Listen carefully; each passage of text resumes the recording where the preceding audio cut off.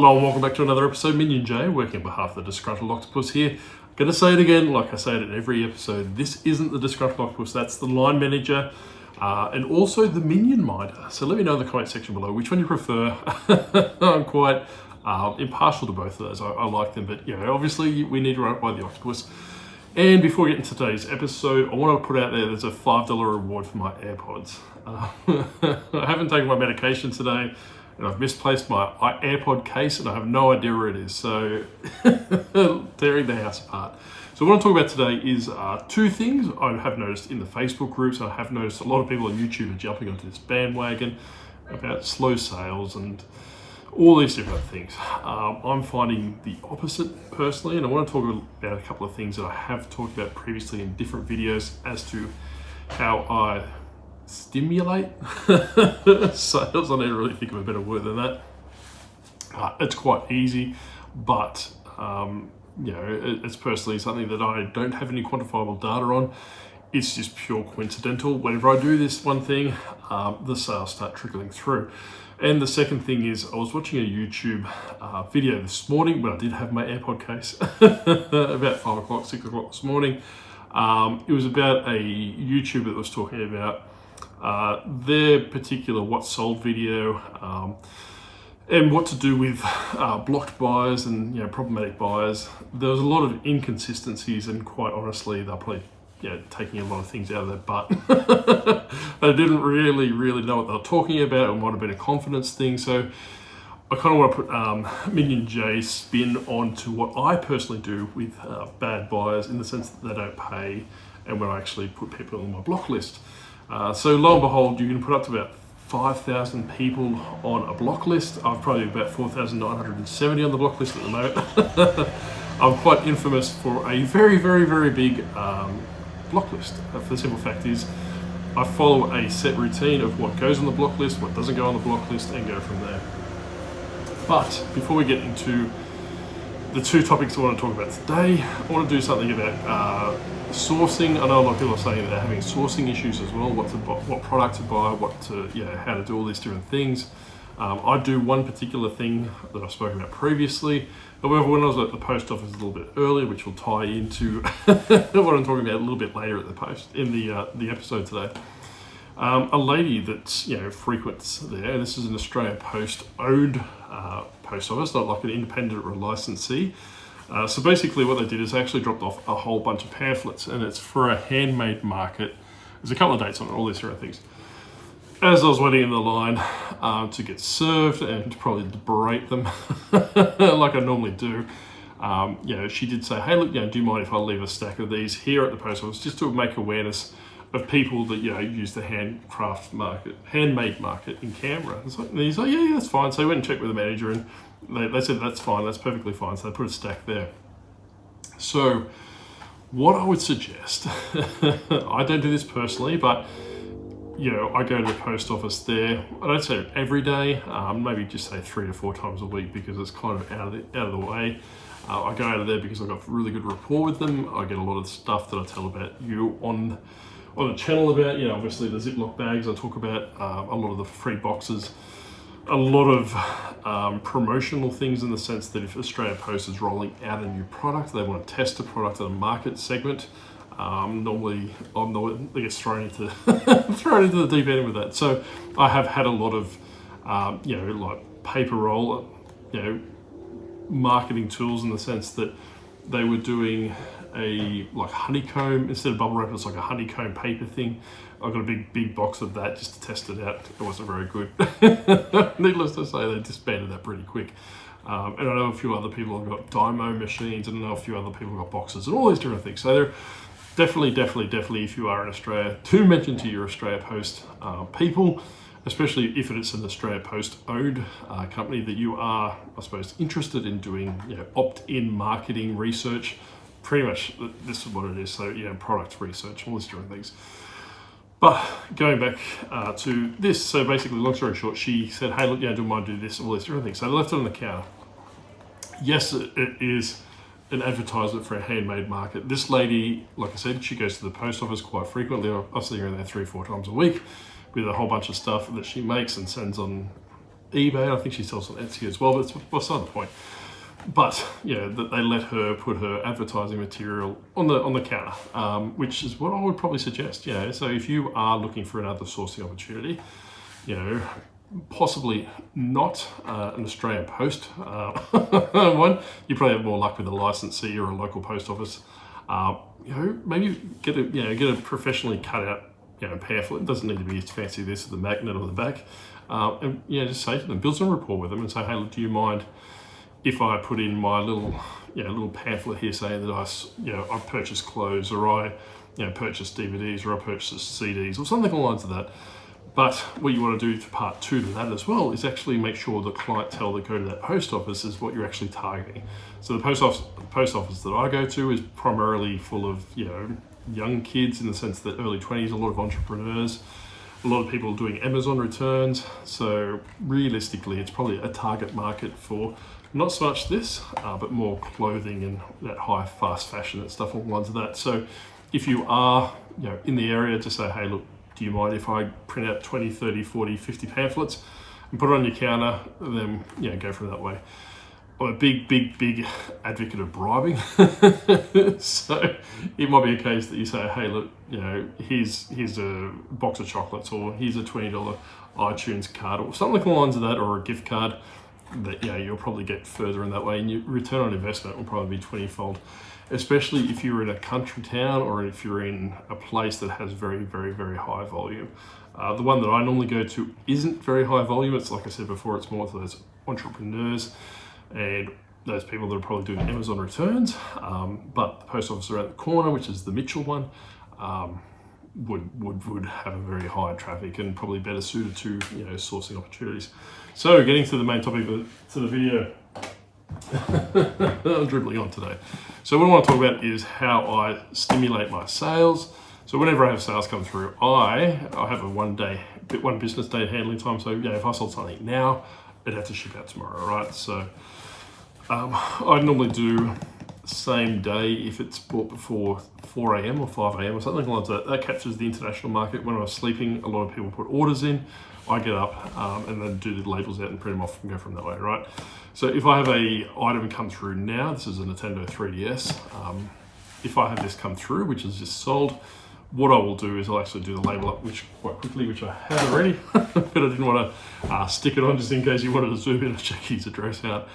But what I do is I print it off, and then, like I said before, I've got a parcel locker that's about 200 meters away from where I live. I have to go pick up my daughter from work from about 7 o'clock. So what I'll do, I'll probably leave 5 minutes early, go to the parcel locker, drop the parcel off. What I find is that me personally, like I said, I have no, almost dropped it there. I have no empirical evidence from eBay to say this works. However, it's too much of a coincidence. So, like I said, take it or leave it. But I think realistically, it's better to err on the side of caution, right? If I have an overdue postage thing, like a lot of people said in the previous week, they've been having that overdue postage error, so they've had no parcels, outstanding, but they've had the postage overdue. I had that when it first rolled out, probably about a month and a half ago, and I had 2 items that were overdue, and I had, if you looked at the graph, it pretty much went like that to literally like a cliff. So, we do know there's quantifiable data to say that if you have postage overdue, eBay is going to smack you with a stick. And a lot of people have spoken about that on YouTube and also on Facebook groups as well. I'm the opposite, right? So I will print off a label as soon as an order comes through and drop it at that parcel locker. I might go to the parcel locker at 7 or 8 o'clock at night with whatever's come through, and depending on the size of orders that come through after that, I will go to the parcel locker as well. So I find that if I have a certain amount of dollar value in orders, or a certain quantity of orders currently awaiting shipment, just say if we've got $1,000 in orders, or maybe 25 items that need to go out, eBay will throttle my sales. Like I said, I do not have quantifiable data to suggest this. It's just what I have observed over a long period of time. What I have found is that if I start so if I start printing off the labels, start packaging those, then take them up to the parcel locker. I don't have my Santa sack at the moment with my Australia Post bag, and put them in the parcel locker. I'll get the notification from Australia Post saying thank you for lodging your parcel, which is exactly the same as going to a counter and getting a scan. So eBay takes that as a scan. It's lodged by their network. It's accepted by their network, so they are happy for that. So, like I was saying, is that once that message comes through, like at 8 o'clock, 9 o'clock at night, I'm driving back. I'm not going through the mean streets of Grace after dark. It's fine.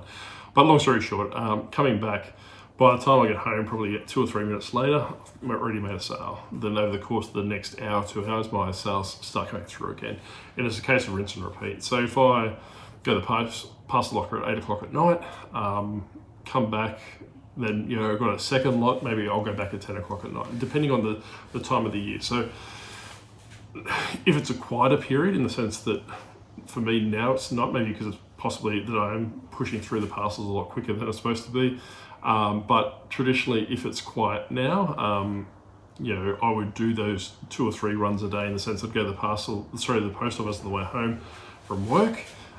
If my daughter's working that night, I'll go to the parcel locker then if I've got any more items. Then if I've got some more items, in the sense I'll probably go at 10 o'clock at night again. This only works if you've got parcel lockers, or you've got something in the vicinity. Like, don't drive 15 kilometers for a parcel locker. This may not work.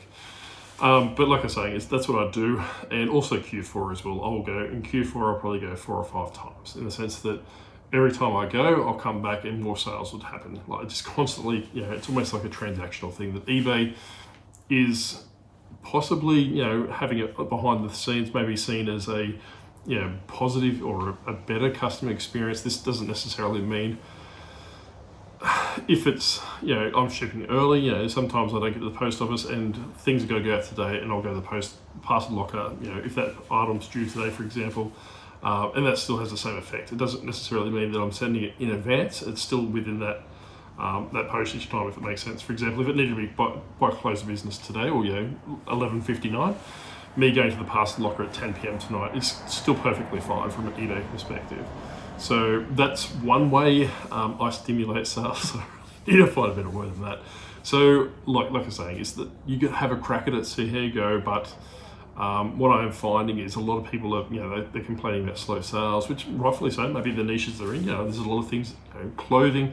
We are looking at a change of season, in the sense where we're leaving summer, or actually left summer, we're in autumn now.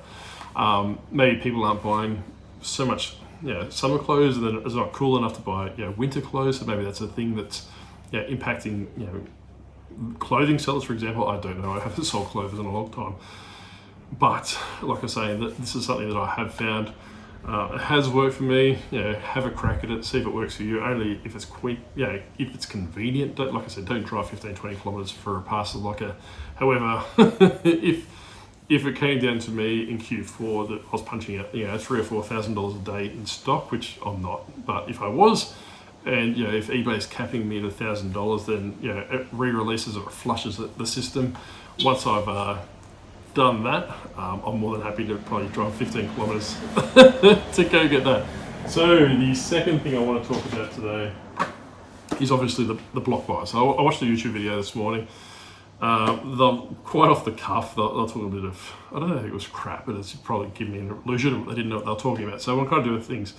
So they're basically saying that you can cancel your, if the buyer hasn't paid, you can cancel after 24 hours, which is incorrect. You have to wait 4 days. So if the buyer purchases or commits to buy something, they haven't paid for it, they've got 4 business days from that purchase date, or that purchase time, right? So I normally keep an eye on that time. If I'm on my computer, I'll send them an invoice straight away, in the sense of saying, hey, look, here's your item from that way, regardless if the payment's processing, fantastic. But if they do not, pay straight away, I'll send them an invoice straight away. And this is what it comes down to. What I remember you send, remember this piece. If I could learn to speak one day. So only send one invoice, and I'll get to that in a second.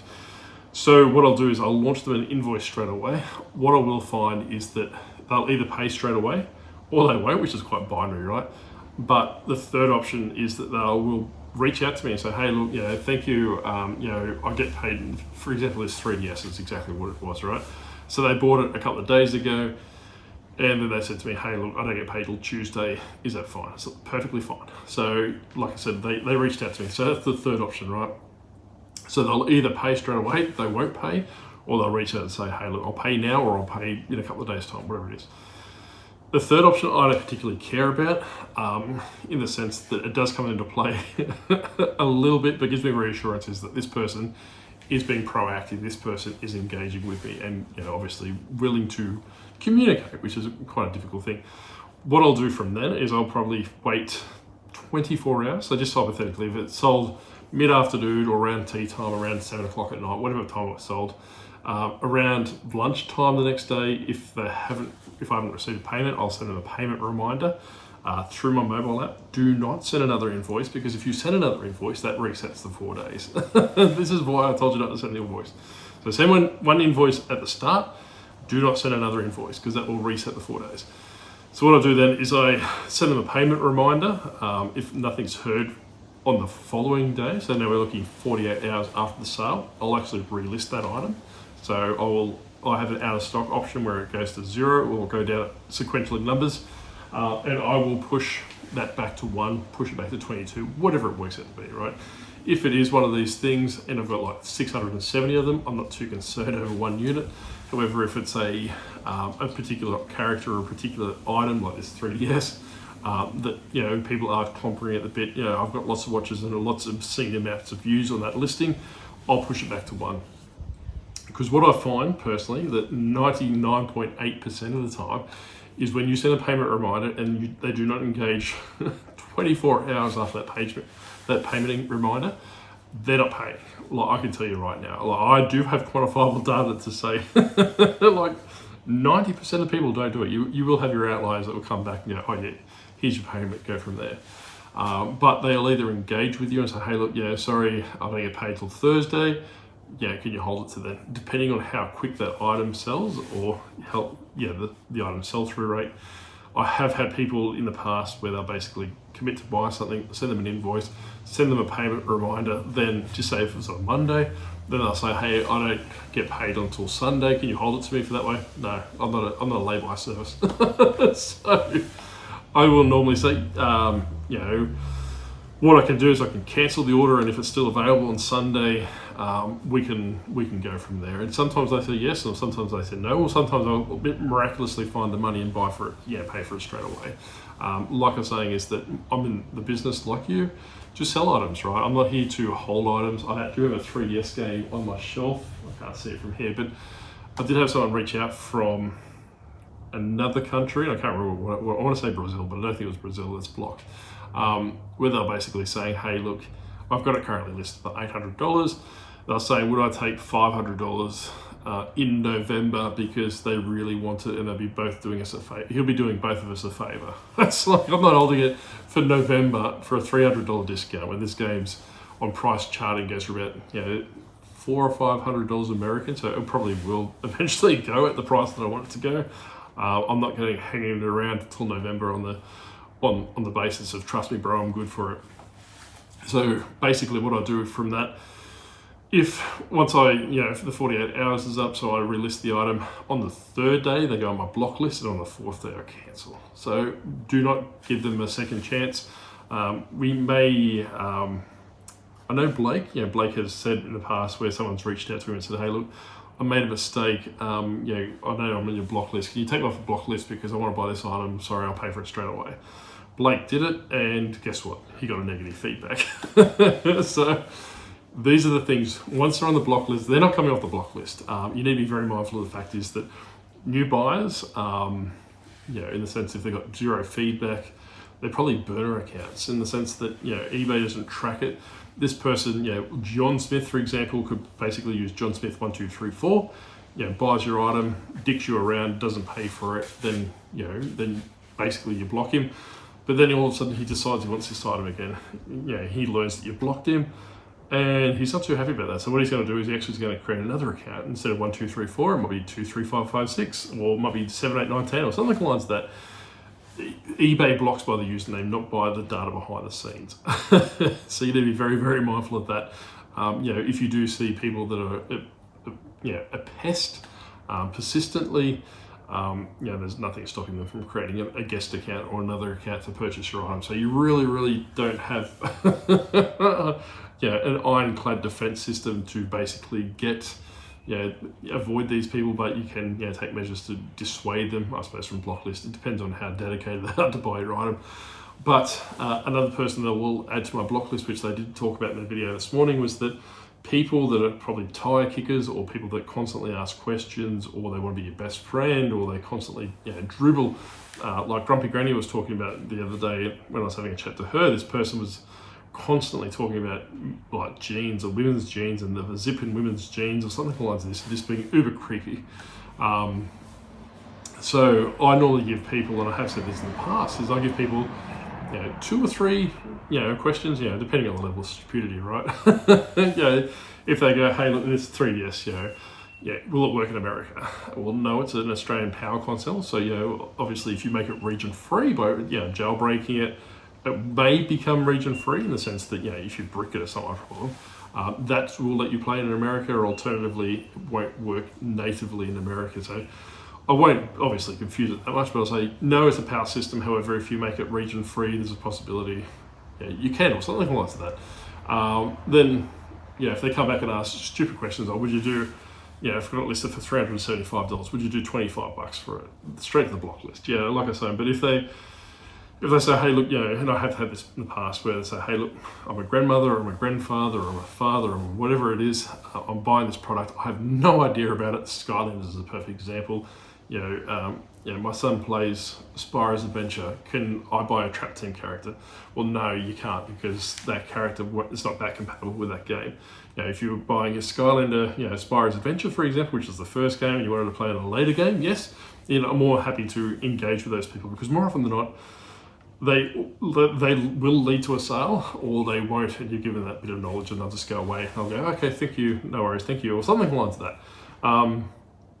If they're constantly asking questions, or they're being, idiotic, in the sense that, would you do this, or why is your product priced at this, or, will, this large pair of pants fit me because I'm extra large, or something like this. Like, measurements is another one for clothing sellers. It's in the listing, it's in the text, it's in the photos, it's in the title, all these different things. So you really, really, really want to pick your battles with these people, because if they do buy the item, because I can almost guarantee that they're going to return it. Like I said in a couple of videos ago, where someone bought a Skylander pack off me, asked me if their son didn't like it, could I return it? And stupidly I said yes. We have 30 days free returns, where that should have been a red flag for me, because he did ask about 4 or 5 questions before we got to that point, to block this particular person, because lo and behold, 29 days after he received it, opened a return request, and took him about 3-4 weeks to get back to me, and held up that cash flow. But needless to say, this is something you need to be very mindful of. So obviously, if they're non-paying buyers, I will put them on the block list. I probably would be more strident with the people that actually send you offers. So if someone sends me an offer and they haven't paid within the first 2 days, they go straight on the block list. Realistically, if they've reached out and said, hey, look, you've got this 3DS for $375, which take $300, I wouldn't, but if I did, I would expect almost immediate payment. So if they haven't paid within the first day, like I said, payment reminder, I normally give them 2 days after that before I put them on the block list. Straight to the block list. You do need to be mindful of the fact is that if you cancel transactions before it gets to that point where the buyer hasn't paid, they can still leave negative feedback for you. eBay will probably take that off depending on the severity and the reason for it. If you've cancelled an order because you've got it out of stock or it's broken, then you've basically listed it as an issue with the buyer's address, like negative feedback. If the buyer requests to cancel, negative feedback. Grumpy Granny had it happen to her, and other people have happened to them as well. The problem is with that, people go, well, you can get it removed. Go on to eBay customer service. You're wasting time doing that, for the simple fact is the system shouldn't allow these people to leave negative feedback, considering how restrictive it is for a seller. But not only are you wasting your valuable time, you could be listing, or you could be sourcing, or you could be doing all these other things, helping your eBay business, instead of putting up with these idiots. Or in addition to that, it actually hits you for 6 for your sales pretty much be non-existent for that day for a negative feedback. Completely out of control for the majority of the times. So before I get into the video too much more, before I wrap it up, I actually want to say that Phil 5 Dime actually sent me a a sticker. I have to set it in a top loader in a with another card, so I will take the card out. So I will put it up. So Phil, if you are watching, mate, let me know where we put it. Oh, it's there. So there we go. Look at that. So I've got Shane City Flips over there next to the arcade machine. Little sticker over there. So if you want, let me know, Phil, which crate, wherever you want me to put it. I'm more than happy to put it there, mate. Thank you very much for doing that. If you do want to send me a sticker, just reach out to me on Instagram or through my email, or even the YouTube comments. I'll give you my address. Not that I expected, but if you want to, I can put it on the crates and all those different things. But like I say, with your block buys, you really need to be focusing on people that send you offers and don't pay, because it can be a competing seller in the sense that if you've got a particular item that that's got a quite healthy sell-through rate, or in the sense that maybe they're selling one, you've undercut them, that seller might create a fake account to tie your item up for at least 4 or 5, 6 days by sending you an offer. You accept the offer, or immediate pay can handle this. If you obviously have immediate pay on your listings, you can get around that. I don't do that, for the simple fact is a lot of people ask me for invoices for these things and wait for an invoice and pay pretty much straight away after that. So you need to be considerate. Don't wait more than 4 days. If they haven't reached out and said, hey look, I'm going to pay on the 5th day or the 6th day, take it, don't take it as gospel. For the simple fact is that I would probably relist it, in the sense that if someone's reached out and said, hey look, I particularly want this 3DS, I can't pay till Saturday, it's now Monday, then they'll do that. Like, if they ask me if that's okay, it's different. If they're just telling me, it's a bit different. What I'll do is I'll basically, if they ask, I will leave it till the Saturday. If they don't pay on the Saturday, block it, cancel it straight away. So they've got till 11:59 on Saturday to take care of that.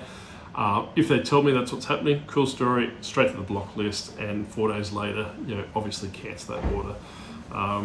Because you're really you're running a business your way, not letting people hold up stock and all those different things. So I think I've covered everything today. I'm a bit out of sorts at the moment. I've got a bit of a head cold and going on. Haven't taken my medication, can't win today.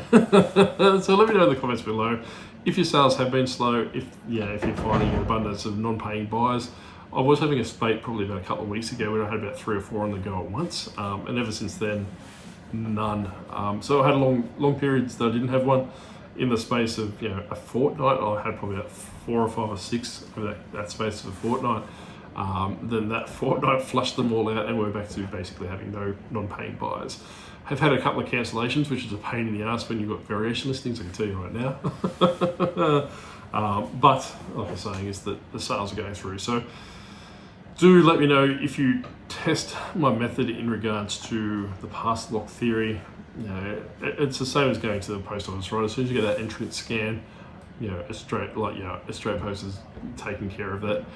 Maybe eBay looks at it like a liability thing, in the sense that, all right, he's done it, there's no more issues here, we can go from that way. So I'm not too sure. But anyway, let me know if you find my AirPods.